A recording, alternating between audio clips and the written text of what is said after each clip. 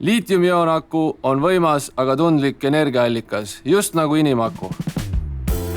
Kasuta alati CE-märgistusega tooteid, lae akusid vastavalt tootja juhistele, nii väldid ohtlikke üllatusi. Lae akut ja akuseadmeid ainult siis, kui oled kodus ja ärkvel. Mehaanilised vigastused, näiteks põrutused, kukkumised, väändumised ja torked võivad viia põlenguni. Jälgi, et aku ei oleks pehmetel pindadel ega radiaatori või mõne muu soojusallika lähedal ning umbses kohas. Külmast tulles ei tohi kindlasti akut kohe laadima panna, sest et see võib põlema süttida. Aitäh, palav oli.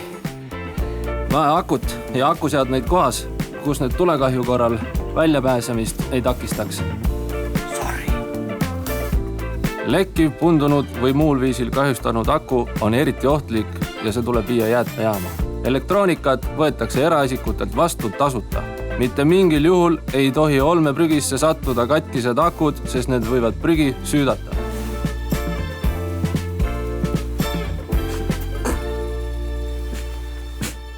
Hoia ja lae oma liitiumioon-akut samahoolikalt. Kui hoiad ise ennast ja oma akut.